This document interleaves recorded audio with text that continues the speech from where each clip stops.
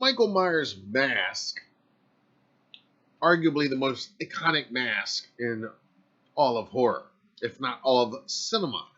And every variation of it is different, and yet, unmistakably, that's Michael. That's the shape, right? Even if you're looking at H4, H5, Resurrection, it doesn't matter. You know, the Castle Stretch, the Dick Warlock look. You know it right away. It's the Michael Myers mask. Kids know it. They've never even seen the films. Everybody knows it. But from time to time, Michael does don a different look, different mask, a different face covering of some sort. Um, and some of them are pretty damn cool. And I actually like moments when Michael rocks a different look. To me, it's kind of like moments in a Batman movie where Bruce Wayne has to do some Batman shit, not just as Batman, but as Bruce Wayne. It doesn't happen very often, but every now and then he's got to do some Batman stuff, and and that's always kind of cool. So this is a little bit like that. Michael doing some Michael stuff, even when he's not necessarily dressed exactly like he always does. Now, I got to pull one of these up here.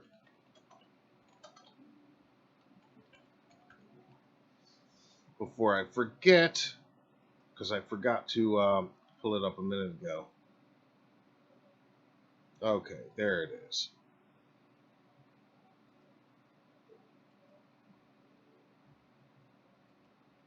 Yeah, that'll be good. So, and again, the other thing about Michael, of course, is that you got to remember he is a prankster after all. You know, I mean, he's a trickster. He likes, well, I think that's why he likes playing dress up a little bit. So, Michael Myers' other masks. Well, the first time we ever see him, of course, he's wearing not his iconic Shatner-esque shape mask, but this, albeit equally iconic, clown mask. And, you know, it's that classic POV shot. And here is Will Sandin in the opening scene. Of course, Michael kills Judith wearing that mask. You see Judith's boyfriend, Steve, playfully put the mask on right before they run flirtingly up the stairs. So Steve will come back and be featured when we talk about everybody that's worn Michael's mask other than him. But here it is. This is the Trick or Treat Studios officially licensed replica of the 78 clown mask. Pretty good replica if you compare them. I mean, I think they got the colors and the sculpt down pretty damn good. What do you guys think? I mean, that is pretty dead on. But arguably, Michael's second most iconic look, right? It's got to be the original 78 clown as worn by Will Sandin. It's got to be.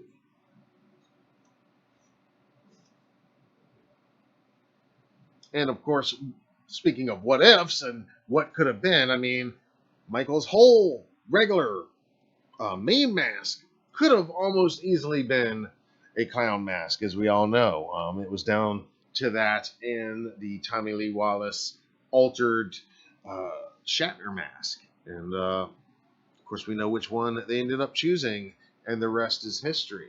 Now, later on in the 78 film, Michael rocks a different look. And again, not technically a mask, but a different costume, a different look, because he's a prankster, he's a trickster.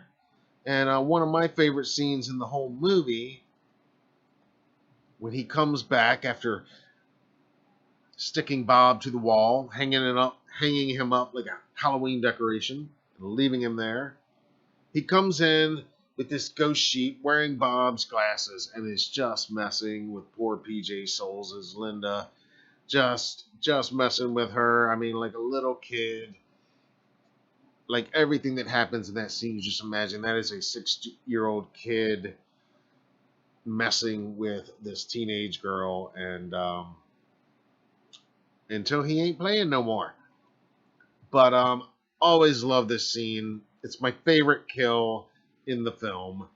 Always love this scene because it's terrifying, but also just playfully evil. And just gotta love something about somebody that has a costume over a costume, a mask over a mask, you know.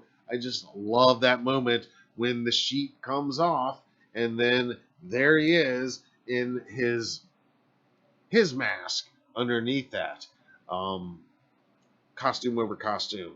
You gotta love that. So Michael's been doing this for a while, right? You know, rocking different looks every now and then, and sometimes by choice, sometimes by necessity. So let's jump up to Halloween 4 now, to another one of my favorite alternate looks of the Shape.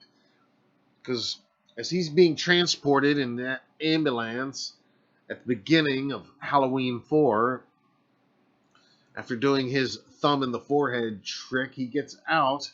And for a little while in the early parts of that movie, Michael, as portrayed by the great Tom Morga here, is rocking his bandages. Again, not technically a mask, I understand, but for our purposes here on this discussion, it serves our purposes. I call this Michael's mummy look, wrapped in gauze, wrapped in surgical bandages, still wearing his surgical clothing, his gown. And but this is the scene, of course, in H4 where he gets his coveralls at the gas station. Still doesn't have his mask yet, but he gets his coveralls. And there he is, suited up, just not quite masked up yet. But again, love this look, love this moment, love anytime we get a little bit of Michael doing some Michael stuff, even Michael stuff in his jumpsuit, in his coveralls, but maybe not in his actual mask yet. And that's what we get here. Sometimes it's even more freaky and frightening, and this one's certainly a haunting image of Michael, if ever there was one, from H4.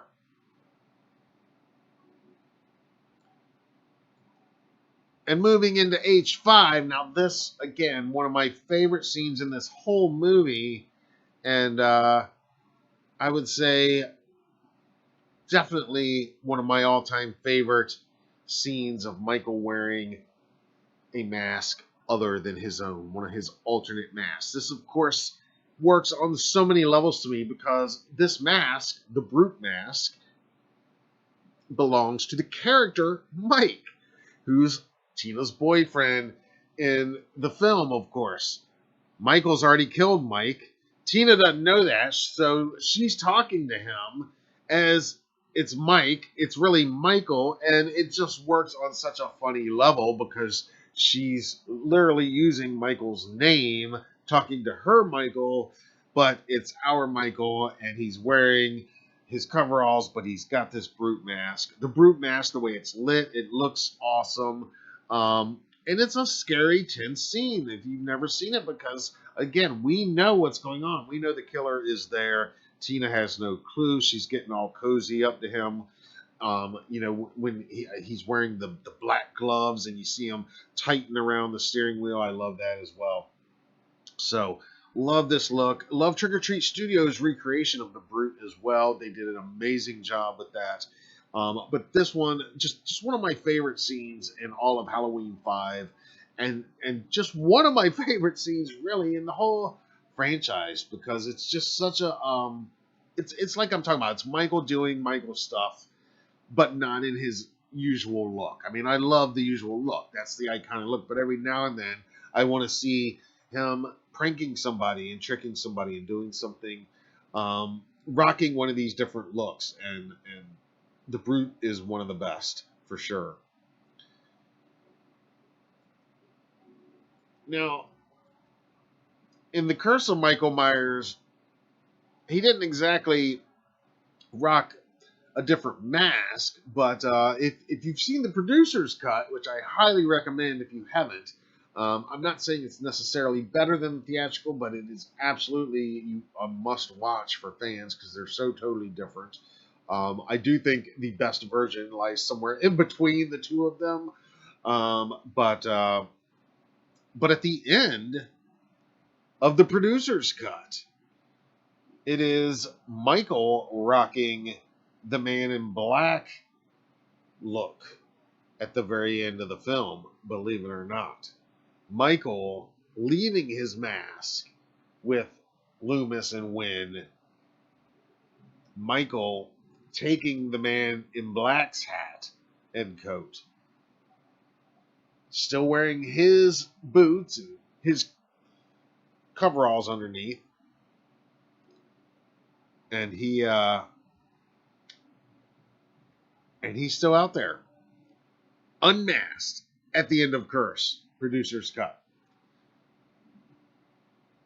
Again, not a mask, just an alternate look, and Michael doing some Michael stuff, not looking like his normal Michael self. But now, when we talk about Michael Myers wearing alternate masks, no film in this 13 film franchise delivers on that more by far than Rob Zombie's Halloween '07 remake, where of course we get a new version of the clown, and it is featured very prominently, much more than the original clown is. But we get so many other masks. Once Michael is in Smith's Grove, both as a young boy played by Daig, we get so many different looks during those montages, during those intense scenes, yelling at Loomis, played by Malcolm McDowell. This look in the center is a really good one. This is a really good look here that we get. So many masks on the character throughout the early part of this film. Specifically those Smith's Grove scenes. Here's another one, and we get so many, and I love them all, and I love the idea that Michael is just, becoming less and less of a person, more and more of a shape, and as he's doing that, the more and more he is only letting himself be seen behind these masks. And of course, it really kind of culminates with the escape mask that we see here, right here on the right, of course. And you see others than just these we've seen here. Tyler Mane is wearing one very prominently right before his escape scene, when Loomis basically tells him goodbye. And I love that escape look. I've actually got mine right over here. I brought it down here before to share with you guys, and I brought it down here tonight for the occasion because I love this mask. This is not the new Trick or Treat Studios one that is just coming out this year in 2025. This one came out many years ago. This was made by Fun World, and I got it from Spirit Halloween back in the day. But I love this look. I love this mask, and I love all the different masks in his cell. When you get to see them, I think the escape mask is awesome. I own a Michael Myers figure from the remake. It's a 18 footer, and he comes with both the masks. And I I gotta say, I typically keep this one on just because it's so unique. It's such a unique, different look for Michael, but terrifying and awesome at the same time. And it's a pumpkin. If you didn't get it, it's definitely a pumpkin. You know, he's always got pumpkins on the brain, like me, like we do, as you can see in all of these. Basically, some kind of variation of the pumpkin look.